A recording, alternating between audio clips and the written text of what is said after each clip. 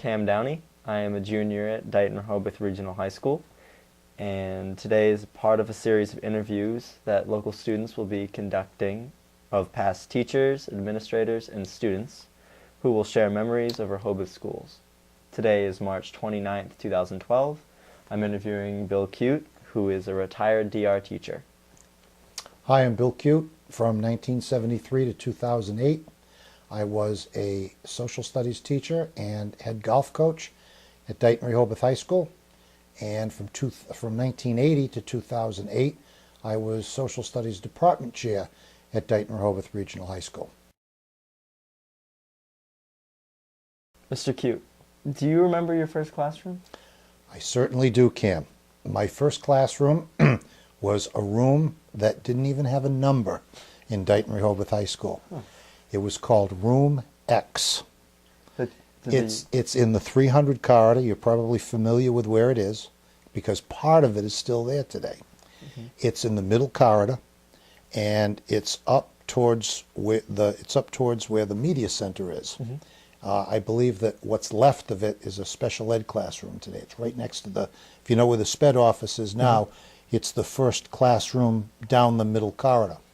But that's where they put me. My first 2 years of teaching, I spent in Room X. It's a room that had no windows.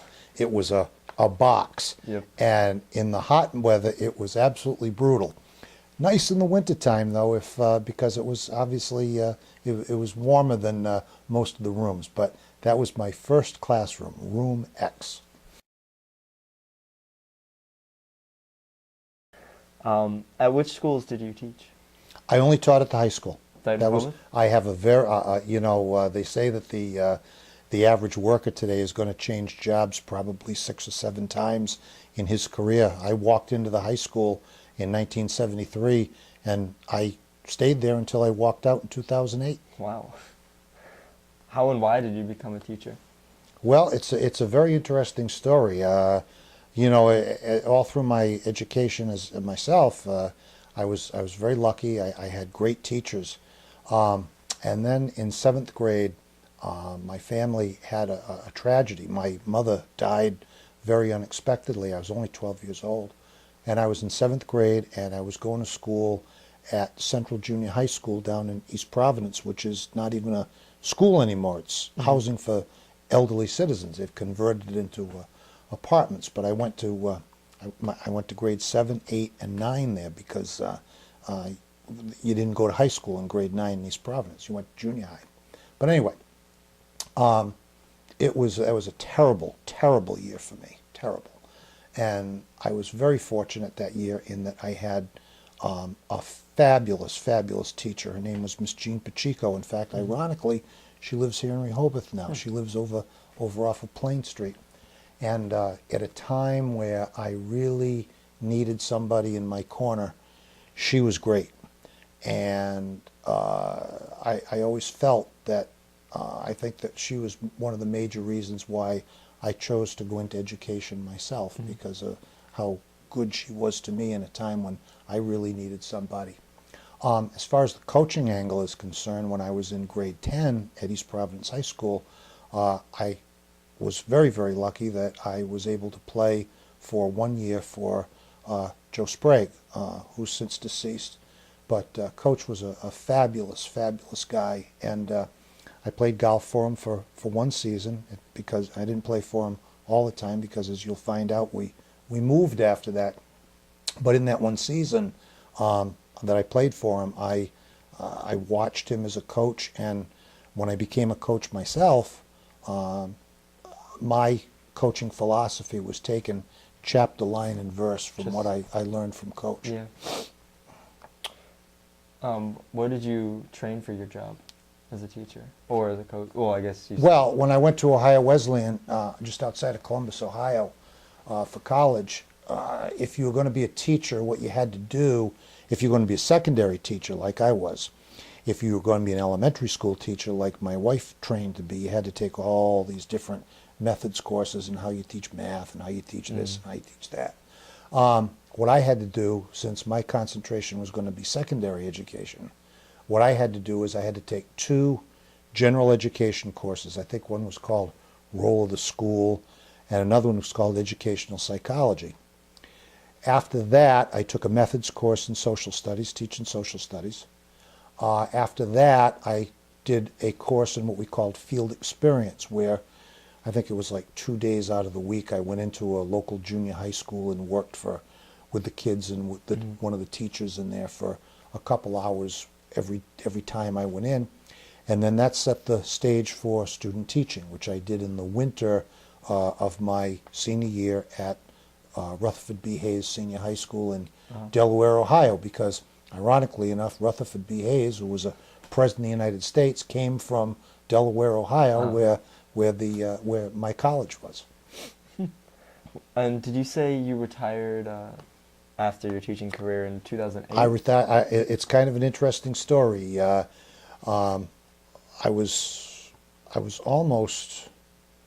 38 years old when my son Jim was born, and when he was born, I did some kind of long-term planning, and I said, you know, it's going to be kind of weird because when he graduates from high school, it's going to be just about the time that I'd be able to qualify for the maximum step on a teacher's pension from the state. And I said, there's a good chance that we might walk out of high school together. And as it turned out, that's exactly how it worked out. So Jim graduated from DR in June of 2008, and I walked out right behind him. My sister was there until 2009. That's right. I remember, in fact, I had your sister in class for about 2 days, and she had a scheduling conflict, and she had to leave my class and go to another history class, and I certainly would have enjoyed having her stay. Yeah, I wish I had you too. What schools did you attend as a child? I grew up in East Providence, as I said, and when I was a kid in East Providence, I attended 5 different schools. I attended Lincoln School through like half of grade 2. The rest of grade 2 through grade 4, I went to Kent Heights School, which is still in operation in East Providence. Grade 5 and 6, I went to Bright Ridge School, which, believe it or not, right now is the Perry McStay Funeral Home. If you've ever been down in that area right on Pawtucket Avenue, where they wiped out, it was an old school, and they knocked it right out of there, and it's not there anymore. As I told you earlier, grades 7, 8, and 9, I went to Central Junior High School in East Providence, and then grade 10 was my first year in high school. So I went to East Providence High School for grade 10. And what happened was that after that, my dad had remarried, and just to get a new start, my folks bought a buildable lot in Rehoboth for $2,500. Wouldn't you like to be able to do that today? But they bought a buildable lot. They built a house there. So I finished my last 2 years of high school at DR. And if you check the 1969 yearbook sometime when you're in the media center, you'll see my mug in there. So so I did. I graduated from there. Some of those schools that you were talking about, were they like one-room school? No, they were no, not at all. They were prototypical schools that you'd find connection with if you went in them today. Mm-hmm. And so, what year did you graduate from? I graduated from Dayton Rehoboth in 1969. 69. And then I went to Ohio Wesleyan for 4 years, and I graduated from Ohio Wesleyan in June of '73, and I was lucky enough to get hired at Dayton Rehoboth over that summer. And September of '73, I walked back into the building, only this time as a teacher. So this kind of answers the next question, but today, what are you doing? Just what do you do? Lots. As you know, I do sub at the high school. I do it because it gives me the opportunity to keep practicing the craft that I loved so much. A lot of the people that teach social studies at the high school right now are people that I hired. So it's a way that I can stay in touch with them and keep in touch, to keep friendly. And the other thing is that, none of the kids that are in the high school now were there when I left or when I was there. So by going into sub, it gives me an opportunity to stay in touch with as I call it, the new generation of Dayton Rehoboth kids, and it's really good. On top of that, I don't know if you're aware of this or not, but I am politically involved in town. I am town Yeah. moderator, so a couple times a year I'm required to moderate and to preside over the town meetings that we have in town. I'm very actively involved in Rehoboth Congregational Church. I'm the secretary of the Rehoboth Lions Club, but the gig that I've picked up for the last several years that a lot of people don't know about that I have a lot of fun with is I caddy. I'm a caddy. Really? And a good friend of mine, Bill McLaughlin, he lives in Portsmouth, New Hampshire. We've been friends since college. He has a son named Nick. Nick is a senior at St. John's Prep in Danvers. He's going to graduate. He's going to go to the University of Virginia in the fall as a scholarship golfer. And since Nick's been 12, I guess, I've caddied for him in a lot of New England tournaments and also some national tournaments. In fact, the day after Easter, I'm hopping on a plane and I'm joining Nick and his dad down in Florida, and we're going to be going over to Naples for a week-long amateur tournament that Nick's been invited to play in. So it's been a real good, fun activity nice. that I've picked Yeah. up. I mean, if you get to fly down to Florida, I think anything's nice. Getting back to what you said when you were talking about how you substitute now, how do you see any differences in the schools that when you were in and now that you see when you're teaching? Well, the thing you have to understand is that schools constantly change because schools reflect the society that they serve. And society is always changing. I mean, the Dighton Rehoboth that I walked into as a teacher in 1973 is not the Dighton Rehoboth that I left in 2008. And the Dighton Rehoboth of 2012 is not the Dighton Rehoboth that I left in 2008, because it's and I'm not putting a value judgment, good, better, worst, whatever. It's just that society is constantly changing, so as a result, the things that are going on in the building are always changing. I mean, you take a look at the high school right now, just as an example, or take a look at the school district as a whole. There are very, very few people there who were part of my generation. In fact, this year, 3 people are retiring from the high school, and when they leave, that's pretty much the generation that I broke in with. So you're always having new personnel. I mean, Mr. Sawyer, who was principal of the high school, God rest his soul, he was principal for 24 years.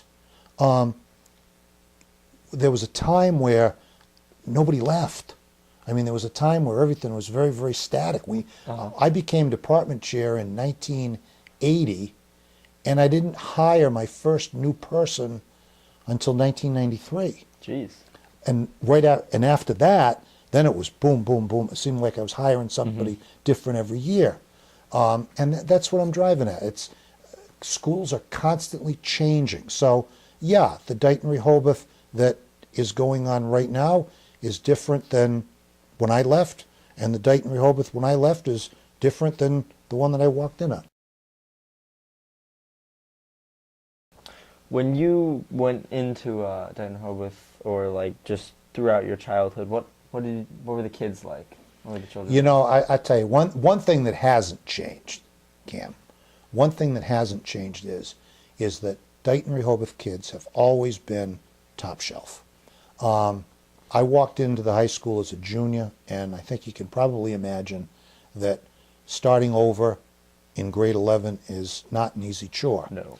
And the one thing that I was very happy about is that I found the kids at Dighton Rehoboth from the minute I walked in the building to be extremely friendly and to be very, very accepting.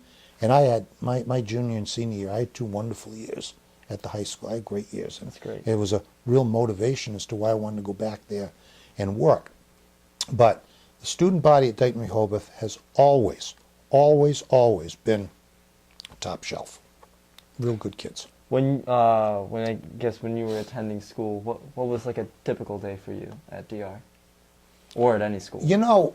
Prior to the block going in, the day that I put in as a kid at the high school back in the 60s, in terms of the schedule, wasn't much different than what you were used to up through last year. If memory serves me correctly, I think it was a 7-period day. Yeah. You ate lunch during 5th period. I'm not sure, maybe the starting times, I think the starting times were the same too. And really, I think that if you took a look at my schedule when I was a junior or sophomore in high school, or junior in high school, I don't think it would be much different than what you have right now. I mean, you know, a college prep or an honors math, an English, a history class. I remember in my junior year, I took chemistry and I took physics as a senior for science. I took Spanish for language. So I don't think you'd see a whole lot of difference. But obviously now, with the institution of the block, that's a big change that's taken place up at the high school. I guess, I mean, like the curriculum's still the same because people still need to Well, I mean, you know, not exactly. I'll give you, for instance, one thing that I was really happy about as department chair is that we started teaching American history in 2 years. Started it in sophomore year, finished it in junior year. When I was a student, and for quite a few years when I was department chair until we made the change, the state frameworks helped to make that so. We taught American history in 1 year. So I think that using that as an example, that would be an example of curriculum change. I mean, all the courses in the high school now that are utilizing computers. We never had a computer in the building.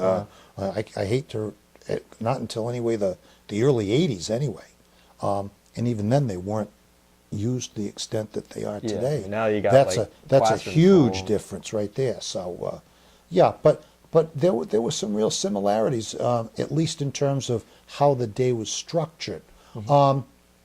Another thing I remember too is that obviously student dress was different. Although to some degree I see it starting to creep back a little bit. I can remember many a day, just a regular day at school, going to school in a shirt, tie, and jacket, just to do it.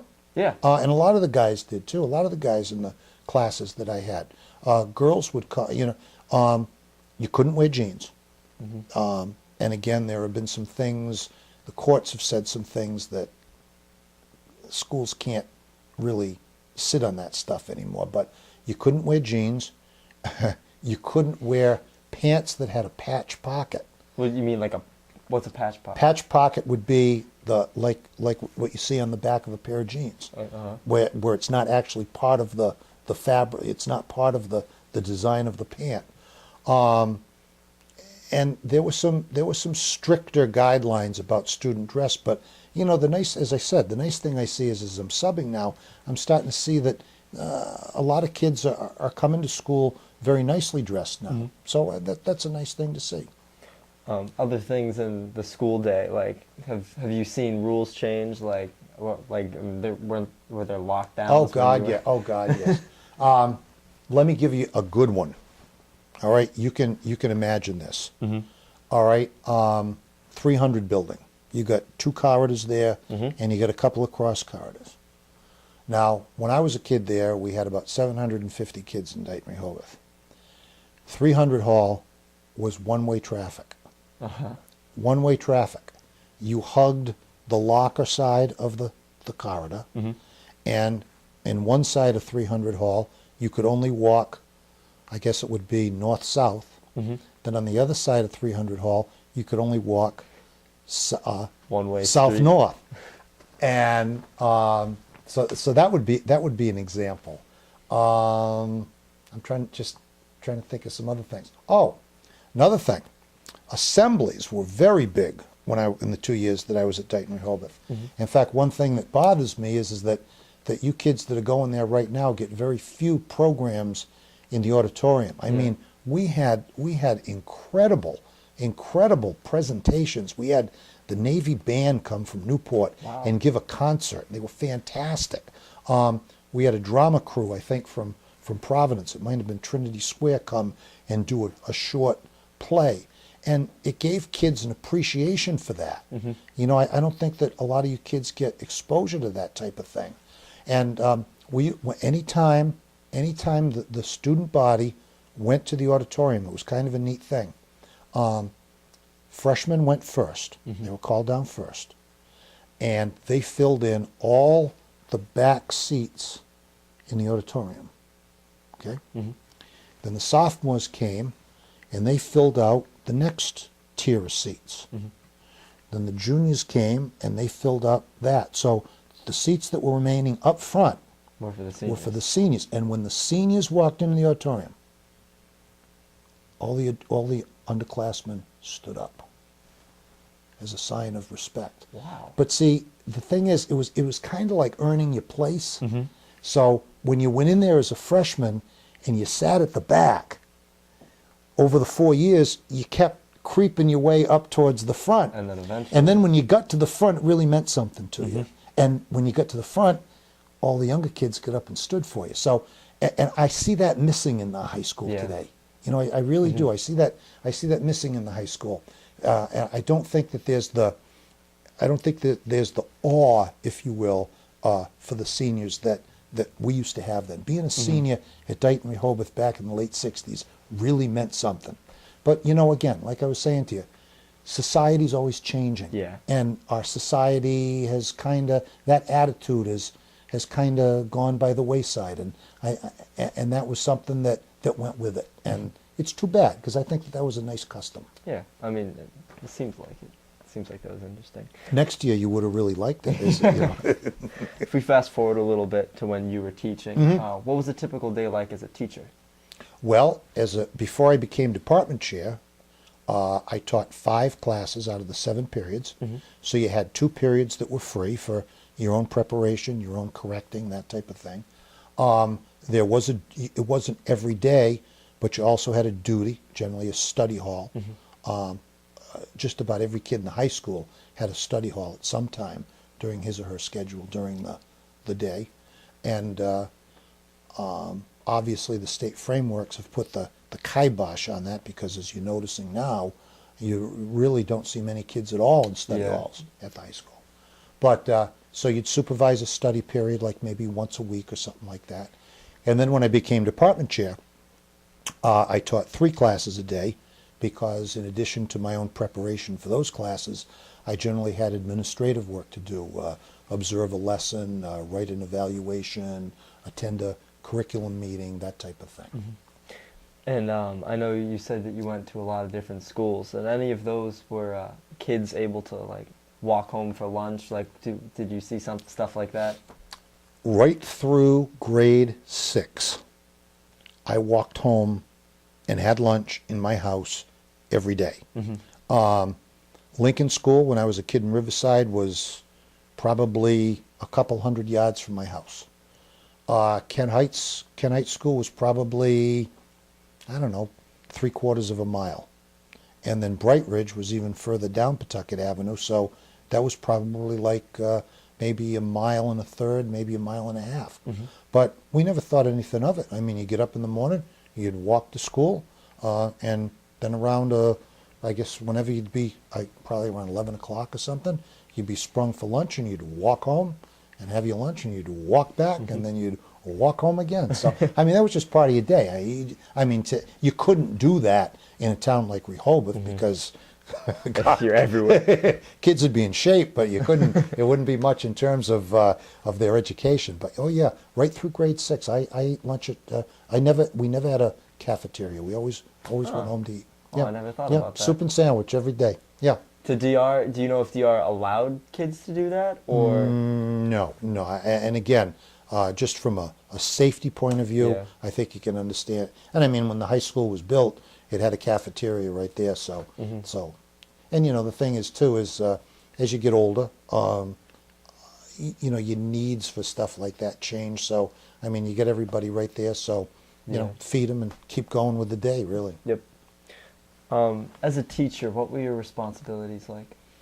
Well, I think probably the same as the teachers are today. My primary responsibility was to run that classroom in terms of planning instruction, carrying out instruction, managing student behavior, assessing student performance in terms of tests, quizzes, projects, the whole bit, giving help to students that needed a little extra help. And on top of that, I mean, being a participatory person in the school community. I was a class advisor. I was class advisor for the class of 1980. I coached golf for 36 years, went to games, went to supervise, you know, the whole bit, supervised dances, the whole thing. So, Yeah. you know. Do you see the punishments have changed? Yeah, you know, one thing that I notice when I'm subbing is I don't notice many kids being kept for detention after school Yeah. anymore. Even I rarely see that, and you know that was a method of punishment that was basically expected that you would use if you had a kid that was acting up in your class. Yeah. Now, obviously, if a kid was really being disruptive to the point that you couldn't get anything done in there, then your recourse was always to refer him to the office. But the expectation was when I was a teacher, and I always told the people that I hired this too, that as often as possible, handle your own discipline. Because one thing that really turns an office off is if you got a teacher who's just got a revolving door where kids are going zoom, zoom, zoom down there. That sends a message too. But yeah, that's one thing I notice. I don't notice anywhere. I don't even know if they have office detention anymore. I mean, we always used to have a daily office detention list that was rattled off during the afternoon announcement. So that's a big difference that I see right now. Yeah. And I know you said a lot of things have changed, a lot of things are the same. What do you find is the most difficult to adjust to that you've seen over the years that's changed? High stakes testing. I said it in 2001, and I'm going to say it to you. I said, when it came out, I said that, in my opinion, that when it was all said and done, that MCAS was going to end up being the greatest disservice done to school kids in the Commonwealth of Massachusetts. I think that the problem with MCAS, I think that, and don't get me wrong, there is a place in education for high-stakes testing. And there's a place in education for standardized testing. But I think what happened is that once you start keeping score, once you start having newspapers take and publishing everybody's MCAS results, that's all that people see. That's all they see. And I think that does school children a great disservice. I think it does teachers a great disservice. I think it does school districts a great disservice, because based on what I've read and what I've studied, the only thing that I can see that high-stakes testing has proven is that affluent suburban communities that spend more on education than less affluent, perhaps urban communities, do better in high-stakes testing. That's it. That to me is the only thing that I've seen, the only conclusion that I've seen. And I think that MCAS testing I think that school committees have put pressure on superintendents. I think superintendents have put pressure on administrators. I think administrators have put pressure on teachers. And I think that teachers have put pressure on kids. And I think that I don't think anybody in the long run has benefited educationally from the advent of high-stakes testing. I don't. I really don't. But I also know that it's here to stay, because so much taxpayer money has been invested in educational reform. So I don't have to like it, and I don't like it, but you have to live with it. Yep, it's here.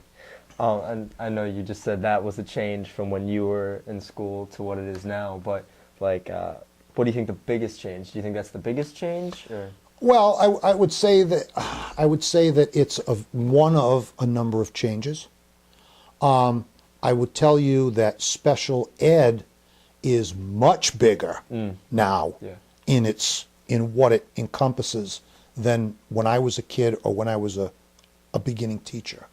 And as a result of that, the costs of special ed are really becoming serious problems for school districts to deal with. A lot of money, if you take a look at the Dayton Rehoboth school Serious budget factor. or any school budget, a lot of it is going towards special ed because there's laws that say that you have to provide these services to kids that need them. So that's a big one. I would say that another thing that's a big thing is that when I was going to school and when I was early in my career, I think that by and large, the position of teacher as authority figure was really pretty much untested and unchallenged. Now you're starting to see that challenged a lot. You know, the idea that it's not what my kid did, it's how you handled it. Yeah. And when you start having that starts to erode the real discipline that really makes a good school run. But there again, like I said before, schools reflect society. And that's one of the prices we're paying in society, because for a long time there's been a steady erosion, if you will, of the hold that authority figures are allowed to have in our society. Another thing's computers. As I said before, I mean, I think probably up to like 1982, I don't think we had a computer in the building. Now we've got labs, kids bring laptops. I mean, there's no doubt about it that computers have really changed the face of education in the America world, too. for that Absolutely, matter. yeah, absolutely. And how do you feel about some of these changes? Like, I know you're against the disciplinary change and standardized testing, but... Well, you know, again, there are some things that you just can't change because schools reflect the society that they serve. And if that's the way things like I was just talking about, the fact that absolute authority figures are not like what they were 30 or 40 years ago, that's because that's happening all across every strata of society today. And there's really not much you can, you can just grin and bear it, really, and just do the best you can and just try to cope with it and make the best of it and just deal with it. That's all. And our last question is, do you have any additional memories? I mean, you must. I mean, something that's with you today.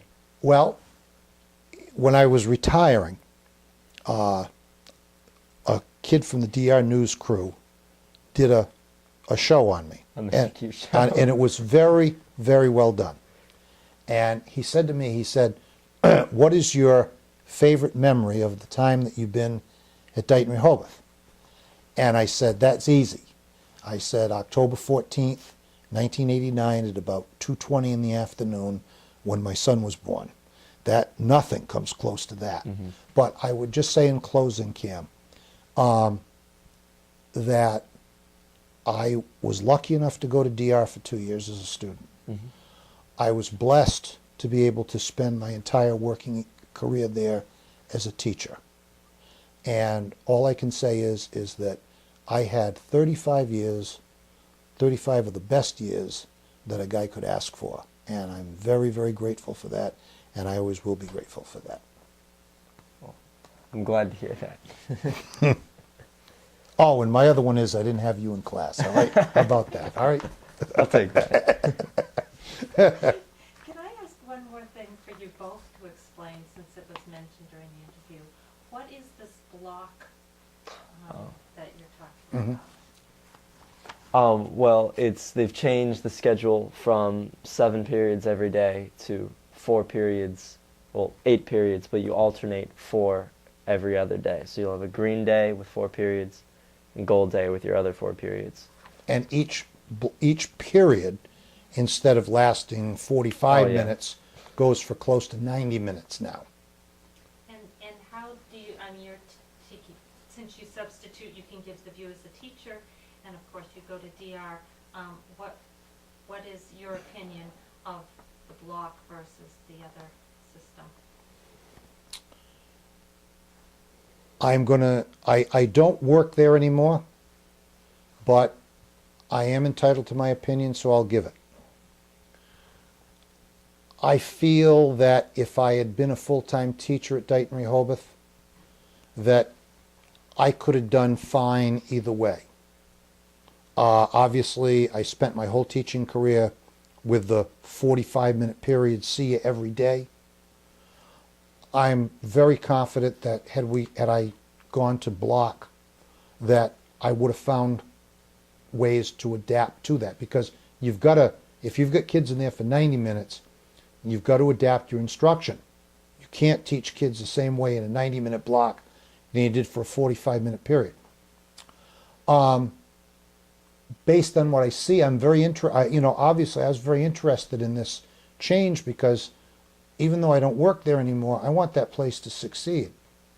So over the last year on the QT, I've asked a lot of people, teachers and students, about their opinion of it. I've had some people say, I really like it. I've had some people say, I really hate it. And I'm sure Cam would probably tell you the same thing. Yeah. My gut feeling about it is that I believe that it was instituted 1 year too quickly.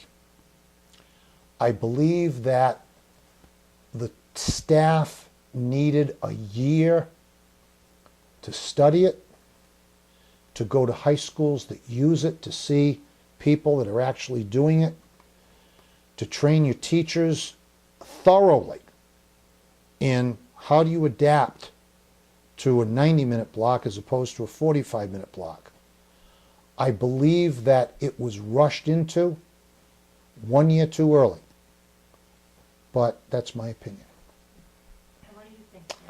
I think Mr. Cute makes a very good point. I feel that some teachers haven't really adapted to the block scheduling. I also feel that other teachers have, and like those teachers would agree they would like block scheduling, and I feel like in some circumstances it puts a strain on kids' views of certain subjects. Like some classes like English might be difficult to get through if you stay on the same topic the whole time. Other classes like physics courses, biology, sciences, I think they benefit from it because it gives you a long, consistent period where you can do lab work.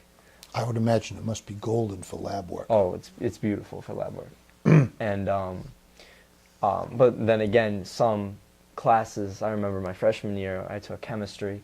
They would give you 2 periods like every, I think it was like once a week. Two every 6 days. Yes, Yeah. something like that. and that would help as well. But I feel like some teachers who can expand to different subjects, get you up moving, do worksheets, lecture, and just mix it up, they really make the block scheduling good. So I still am undecided between which one I like more or less. I heard, do you know if they're going to try changing it up again? From what I understand, there is a proposal to go to what they call a modified block, where you would have a green day, a gold day, and then after that you would have an 8-period day where you would, in that one day, you would meet all of your classes. And then you'd go back green, gold, 8 in a row. Green, gold, 8 in a row. So every 3 days, it would be one or the other. You'd have now, whether that's gonna, all I know is that was a proposal. I don't know where it's gone or anything like that, but I know that thought was out there. So I don't know what's going to happen to it. Okay. Well, thank you. Thank you, Barb. I enjoyed it thoroughly. Camp, thank you. Thank you. Mr. Cute. Appreciate it very much.